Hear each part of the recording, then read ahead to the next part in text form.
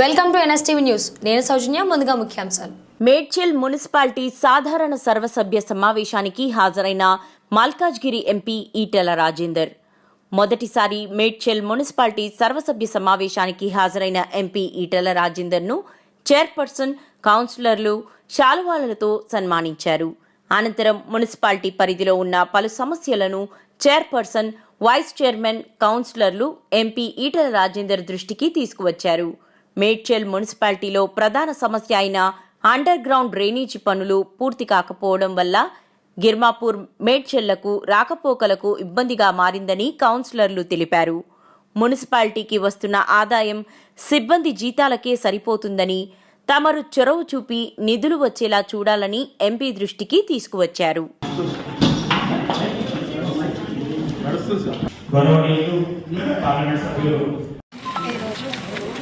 సర్వసభ సమావేశం మేడ్చల్ మున్సిపాలిటీకి హాజరైన మన గౌరవనీయులు పెద్దలు మన ఎంపీ ఈటెల రాజేందర్ అన్న గారికి, మరి కౌన్సిలర్స్కి, కోఆప్షన్ మెంబర్స్కి, మరి ఆఫీస్ స్టాఫ్కి, ప్రతి ఒక్కరికి కూడా పేరు పేరు చెప్పిన నా నమస్కారములు. ముఖ్యంగా ఏంటంటే ఈరోజు మేము సమావేశం ఏర్పరచుకున్నది మన రోడ్స్, మన సీసీ రోడ్సే కానీ బీటీ రోడ్స్ ఎక్కడైతే మనకు రిక్వైర్మెంట్ ఉందో ఆ రిక్వైర్మెంట్ బట్టి మేము ఈరోజు ఈ మీటింగ్ కండక్ట్ చేసుకోవడం జరిగింది. మాకు కొన్ని వార్డ్స్లలో కూడా ఇప్పుడు అన్ని మేడ్చల్ మున్సిపాలిటీలో ఒక 23 వార్డ్స్ ఉన్నాయి. ఆ వార్డ్స్లో కూడా మాకు కొన్ని దగ్గర సీసీ రోడ్సే కానీ, మరి బీటీ రోడ్స్, వాటర్ కానీ, మరియు స్ట్రీట్ లైట్ రిక్వైర్మెంట్ అవన్నీ ఉన్నాయి. అవన్నీ దృష్టిలో ఉంచుకొని మరి మాకున్న ఫండ్, ఆ బడ్జెట్ అంతా ఆ బడ్జెట్ని యూటిలైజ్ చేసుకొని దాని ఆధారంగానే మేము ఈరోజు ఈ సమావేశం ఏర్పరచుకోవడం జరిగింది. ఇప్పుడు వచ్చే మన బతుకమ్మ, దసరా పండుగ కూడా మన స్ట్రీట్ లైట్స్, మరి బతుకమ్మ కార్డ్స్ దగ్గర అవన్నీ ప్రొవైడ్ చేయాలి. మరి మేడ్చల్ మున్సిపాలిటీ అప్పుడైతే మనకి గిర్మాపూర్ ఉండేది, గిర్మాపూర్, మరి అత్వెల్లి, ఇష్టాపూర్, మేడ్చల్ 4 ఉండే. మరి ఈ మధ్య కాలంలో మనకి పూడూరు, రైలాపూర్ కూడా ఇందులో విలీనం అయింది. కాబట్టి ఇవన్నీ దృష్టిలో ఉంచుకొని కూడా మేము ఈరోజు ఈ మీటింగ్ ఏర్పాటు చేసుకోవడం జరిగింది. డైలీ సెగ్రిగేషన్ కూడా, మన తడి చెత్త, పొడి చెత్త అవన్నీ కూడా ప్రతి ఒక్క అంశం కూడా ఈరోజు చర్చించుకోవడం జరిగింది. నాకు ఈ అవకాశం ఇచ్చిన ప్రతి ఒక్కరికి ధన్యవాదాలు, కృతజ్ఞతలు. గ్రామాలలో ఉండే సమస్యలు కావచ్చు, మున్సిపాలిటీలలో ఉండే సమస్యలు కావచ్చు, సర్పంచ్లకు, వార్డు మెంబర్కి, లేదా పట్టణాల్లో ఉన్నటువంటి కౌన్సిలర్లకి, కార్పొరేటర్లకు తెలిసినంతగా ఎమ్మెల్యేలకు, ఎంపీలకు తెలిసే ఆస్కారం.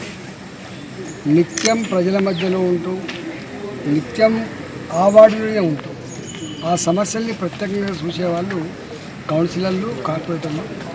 కానీ స్థానిక సంస్థలకు నిధులు లేకపోవడం వల్ల అనుకున్న స్థాయిలో ప్రజా సమస్యలు తీర్చలేకపోతున్నారు. ఒకవేళ నిధులు ఖర్చు పెట్టినప్పటికి కూడా బిల్లులు రాక కూడా కాంట్రాక్టర్లు ముందుకు రాని పరిస్థితి.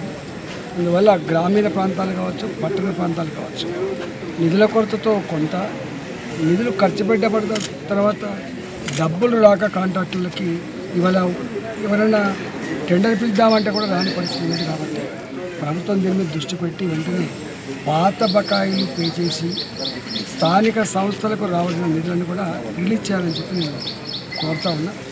ఇవాళ గాంధీ గారి గురించి మాట్లాడినా, ఇంకెవరి గురించి మాట్లాడినా గ్రామ స్వరాజ్యం, గ్రామీణ ప్రాంతాల అభివృద్ధి, పట్టణాల అభివృద్ధి అనేది మాట్లాడుతున్నారు.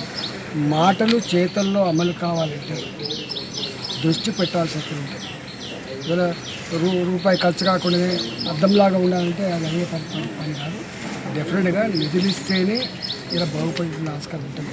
అదేవిధంగా ఈ మధ్యకాలంలో హైదరాబాద్ చుట్టుపక్కల పట్టణం విస్తరిస్తున్నప్పుడు న్యూలీ ఎక్స్పాండెడ్ ఏరియాలో చెరువులన్నీ కూడా పొల్యూట్ అయిపోయినాయి. మామూలు పొల్యూట్ కాదు, అంటే డ్రైనేజీ పైపుల వ్యవస్థ లేకపోవడం వల్ల ఉన్న డ్రైనేజీ అంతా కూడా చెర్లకే వస్తే ఒకనాడు ఆ చెరువులు మంచినీళ్ళ చెరువులుగా ఉన్నటువంటి చెరువులు మురికి కూపాలుగా మారి ఈగలకు, దోమలకు, గుర్రపు డెక్కకి, దుర్మార్గమైనటువంటి వాసనకి ఇలా ప్రజలు విలువెల్లాడుతూ ఉన్నారు.